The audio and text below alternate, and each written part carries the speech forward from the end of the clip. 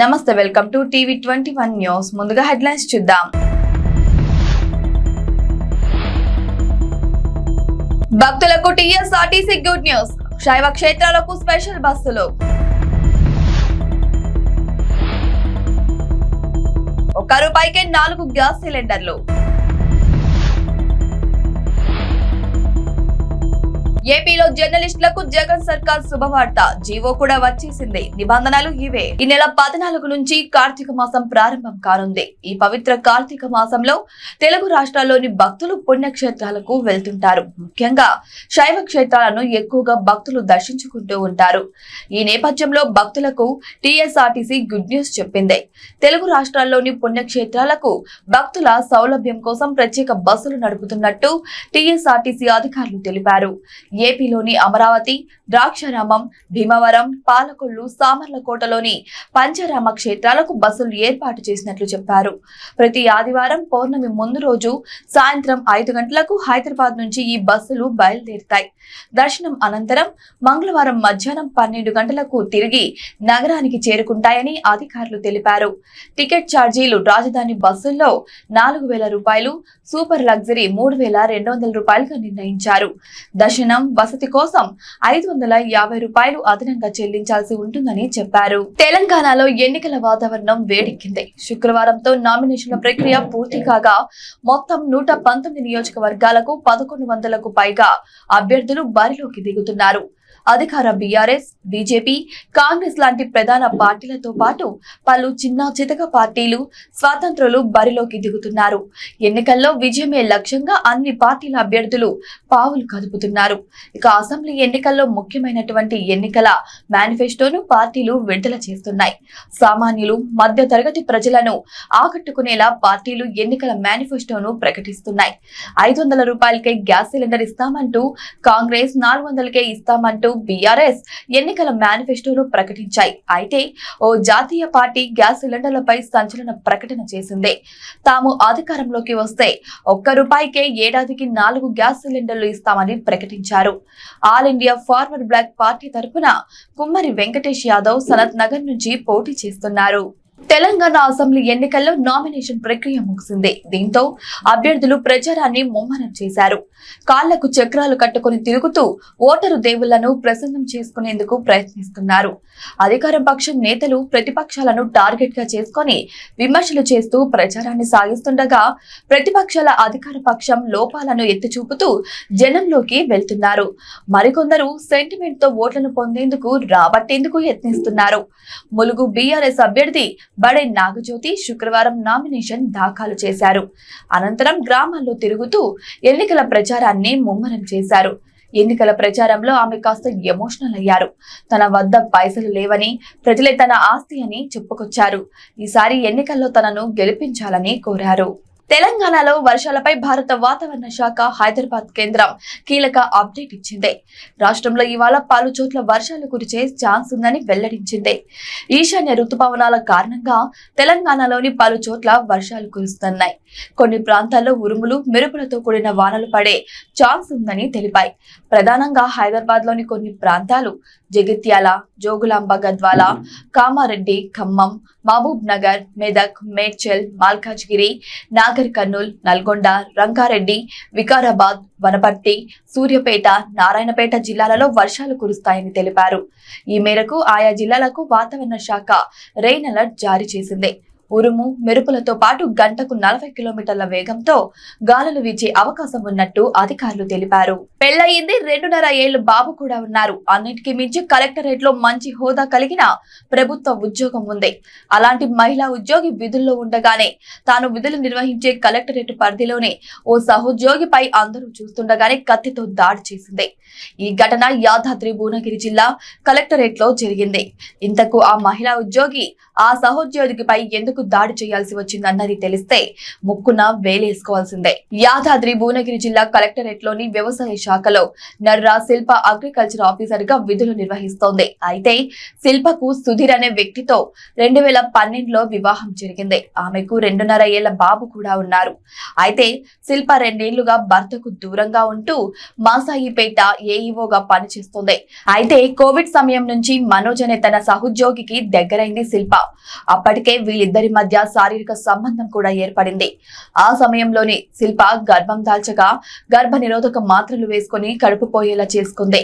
ఆ తర్వాత కూడా చాలా సార్లు వీళ్ళు తన వివాహేతర సంబంధాన్ని కొనసాగించారు. అయితే ఈ విషయం తన భర్తకు కూడా తెలియడంతో పలుమార్లు మందలించారు. ఏపీలో జర్నలిస్టులకు జగన్ సర్కార్ శుభవార్త చెప్పింది. గత కేబినెట్ భేటీలో తీసుకున్న జర్నలిస్టుల ఇళ్ల స్థలాల కేటాయింపు నిర్ణయం మేరకు ప్రభుత్వం ఉత్తర్వులు జారీ చేసింది. ఏపీలో ప్రతి జర్నలిస్టుకు 3 సెంట్ల ఇళ్ల స్థలం ఇవ్వనుంది ఏపీ ప్రభుత్వం. ఈ మేరకు ఉత్తర్వులో విషయాన్ని ప్రస్తావించింది. 60 నుంచి 40% చెల్లింపు పద్ధతిలో ఇళ్ల స్థలాల కేటాయింపు ఉంటుందని ఉత్తర్వుల్లో స్పష్టం చేసింది. కనీసం 5 ఏళ్ల అక్రిడేషన్ కలిగిన జర్నలిస్టులకు ఇళ్ల స్థలాలను పంపిణీ వర్తించింది. జిల్లా ఇన్ఛార్జ్ మంత్రి నేతృత్వంలో జర్నలిస్టుల ఇళ్ల స్థలాల కేటాయింపునకు కమిటీలు ఏర్పాటు చేయాలని నిర్ణయించింది ప్రభుత్వం. అయితే ఆ కమిటీలో జర్నలిస్టులకు సభ్యులుగా అవకాశం కల్పించనుంది. ఇళ్ల స్థలాల కోసం జర్నలిస్టులు ఆన్లైన్లో దరఖాస్తులు చేసుకోవాల్సి ఉంటుంది. ఇందుకోసం ప్రత్యేక వెబ్సైట్ ను కూడా రూపొందించింది ప్రభుత్వం. 45 రోజుల్లోగా దరఖాస్తులు స్వీకరణ ప్రక్రియను పూర్తి చేయాలని ఉత్తర్వుల్లో పేర్కొంది. తిరుపతిలో ప్రైవేట్ ట్రావెల్ బస్సు డ్రైవర్ పై దాడి ఘటన కలకలం రేపింది. నడి రోడ్డుపై పుట్టినరోజు వేడుకలు చేసుకుంటున్నారు యువకులు. హారం కొట్టాడని డ్రైవర్ పై దాడి చేశారు. తిరుపతిలోని అంబేద్కర్ కాలనీకి చెందిన శివ, శశి స్నేహితుల పుట్టినరోజు వేడుకలను గురువారం అర్ధరాత్రి స్థానిక శంకరంబాడి సర్కిల్ సమీపంలోని ఎంఆర్ఎఫ్ షోరూం వద్ద ప్రధాన రోడ్డుపై నిర్వహించారు. 6 యువకులతో కలిసి నడి రోడ్డుపై బైకులు అడ్డుపెట్టి కేకులు కోస్తూ హడావిడి చేశారు. అదే సమయంలో అభిషేక్ ట్రావెల్స్ కు చెందిన బస్సు విజయవాడ నుంచి బెంగళూరు వెళ్తూ ఆ మార్గంలోకి వచ్చింది. రోడ్డుకు అడ్డుగా ఉన్న యువకులు తప్పుకోవాలని బస్సు డ్రైవర్ గణేష్ హారన్ కొట్టాడు.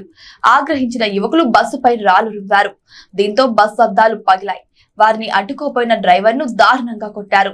ఇంతలో పోలీసులు రావడంతో యువకులు అక్కడి నుంచి పారిపోయారు. ఏపీకి వాతావరణ శాఖ చల్లని కబురు చెప్పింది. బంగాళాఖాతంలో ఈ నెల 15 నాటికి అల్పపీడనం ఏర్పడే అవకాశం ఉందని అమరావతి వాతావరణ కేంద్ర సంచాలకులు ఓ ప్రకటనలో పేర్కొన్నారు. మరోవైపు తూర్పు మధ్య అరేబియా సముద్రంలో గురువారం ఏర్పడిన అల్పపీడనం శుక్రవారం నాటికి బలహీనపడింది. దానికి అనుబంధంగా ఉన్న తుఫాన్ ఆవర్తనం తూర్పు మధ్య ఆగ్నేయ అరేబియా సముద్రంలో సముద్ర మట్టానికి 3.1 కిలోమీటర్ల ఎత్తులో కొనసాగుతుంది. అల్పపీడనం ప్రభావంతో ఈ నెల 15 తర్వాత వర్షాలు మరోసారి ఊపందుకునే అవకాశం ఉందని అంచనా వేస్తున్నారు. ఇవాళ ఏలూరు, కృష్ణా, ఎన్టీఆర్, పల్నాడు, ప్రకాశం, నెల్లూరు, పశ్చిమ గోదావరి, అన్నమయ్య, చిత్తూరు, కర్నూలు, నంద్యాల, సత్యసాయి, తిరుపతి జిల్లాలలో తేలికపాటి నుంచి మోస్తారు వర్షాలు పడే అవకాశం ఉంది. చిత్తూరు జిల్లా నగరిలో 25.2 మిల్లీమీటర్లు, నెల్లూరులో 14.7, కర్నూలు జిల్లా ఆలూరులో 14.4, కర్నూలు జిల్లా హోలుగుండలో 12.2, తిరుపతిలో 10.4 మిల్లీమీటర్ల వర్షపాతం నమోదైంది. పామును చూస్తేనే భయంతో పరిగెడతాం. అలాంటిది 12 అడుగుల భారీ సర్పాన్ని చూస్తే గుండెల్లో దడ పుడుతుంది. తాజాగా ఓ భారీ గిరినాగు అనకాపల్లి జిల్లాలలో హల్చల్ చేసింది. జనవాసాల్లో చేరి ప్రజల్ని భయభ్రాంతులకు గురి చేసింది. గిరినాగులు సాధారణంగా జనవాసాల్లోకి రావు. ఇవి ఎక్కువగా అడవుల్లోనే తిరుగుతుంటాయి. వీటికి విషయం అధిక మోతాదులో ఉత్పత్తి అవుతుంటుంది. ఇవి కాటిస్తే 10 నిమిషాల్లోనే ప్రాణం పోయే ప్రమాదం కూడా ఉంది. గిరినాగులు పాములనే ఆహారంగా తీసుకుంటాయి. అనకాపల్లి జిల్లా చీడికాడ మండలంలో అలాంటి తీవ్ర ప్రమాదమైన ఓ 12 అడుగుల భారీ గిరినాగు తచ్చాడుతూ స్థానికులకు భయపెట్టింది. రామచంద్ర వీధిలోని ఓ ఇంట్లో గురువారం రాత్రి ఆ గిరినాగు దూరింది. ఆందోళనకు గురైన ప్రజలు స్థానిక స్నేక్ క్యాచర్ కు సమాచారం అందించారు. హుటాహుటిన అక్కడికి చేరుకున్న స్నేక్ క్యాచర్ చాలా చాకచక్యంగా ఈ భారీ గిరినాగును పట్టుకొని దట్టమైన అడవి ప్రాంతంలో వదిలిపెట్టడంతో కాలనీవాసులు ఊపిరి పీల్చుకున్నారు. టీడీపీ అధినేత చంద్రబాబు కీలక నిర్ణయం తీసుకున్నారు. కడప జిల్లా బద్వేల్ ఏసీ నియోజకవర్గ ఇన్ఛార్జిగా బొజ్జ రోషన్ను నియమిస్తూ ఆదేశాలు ఇచ్చారు. చంద్రబాబు ఆదేశాల మేరకు ఏపీ టీడీపీ రాష్ట్ర అధ్యక్షుడు కింజారపు అచ్చెన్నాయుడు ప్రకటించారు.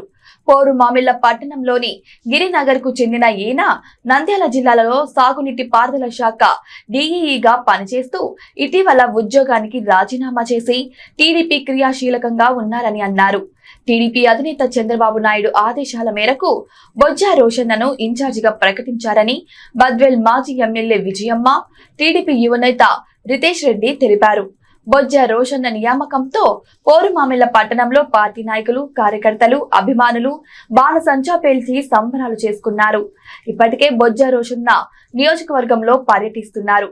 పార్టీ శ్రేణులతో కలిసి పలు కార్యక్రమాల్లో కూడా ఆయన పాల్గొంటున్నారు. సాహిత్యంలో ప్రధానమంత్రి నరేంద్ర మోడీ సహకారం అందించిన పాట సంగీత రంగంలో ప్రతిష్టాత్మకంగా భావించే గ్రామీ అవార్డుకు బెస్ట్ గ్లోబల్ మ్యూజిక్ పర్ఫార్మెన్స్ కేటగిరీలో నామినేషన్ అయ్యింది.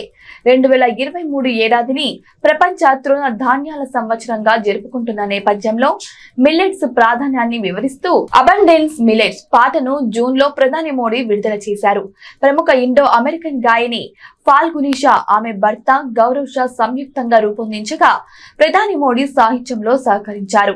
హిందీ, ఇంగ్లీష్ భాషల్లో విడుదలైన ఈ పాటలో పలు సందర్భాల్లో మిల్లెట్స్ పై మోదీ ప్రసంగాన్ని యథాతథంగా ఈ పాటలో వాడుకున్నారు. ఇప్పటికీ పాట గ్రామీణ అవార్డుకు నామినేట్ కావడం విశేషంగా మారింది. రాజస్థాన్ లో షాకింగ్ ఘటన వెలుగు చూసింది. దౌసా జిల్లాకు చెందిన ఓ 4 ఏళ్ల చిన్నారిపై స్థానిక ఎస్ఐ దారుణానికి ఒడిగట్టారు. సబ్ ఇన్స్పెక్టర్ భూపేంద్ర సింగ్ శుక్రవారం మధ్యాహ్నం చిన్నారిని తన రూమ్ కి తీసుకొచ్చి అత్యాచారం చేశాడని ఏఎస్పీ రామచంద్ర సింగ్ మీడియాకు తెలిపారు. నిందితుడిని అదుపులోకి తీసుకొని విచారిస్తున్నామని చెప్పారు. మరోవైపు స్థానికులు ఘటనపై పెద్ద ఎత్తున నిరసనకు దిగారు. స్థానిక రాహువాస్ పోలీస్ స్టేషన్ ను ఘోరవ్ చేసి నిందితునికి దేహశుద్ధి చేశాక పోలీసులకు అప్పగించారు. ఘటనపై స్పందించిన భారతీయ జనతా పార్టీ ఎంపీ కిరోడి లాల్ మీనా స్పందించారు. అశోక్ గెహ్లాట్ ప్రభుత్వం చేతకానితనం చూసి పేటరేగిపోతున్న పోలీసులు ఎన్నికల సమయంలోనూ దారుణాలకు తెగబడుతున్నారని మండిపడ్డారు. బాధిత కుటుంబానికి న్యాయం జరిగేలా చూస్తానని హామీ ఇచ్చారు. ఇవి వాళ్ళ బులెటిన్ అప్డేట్స్. Keep watching.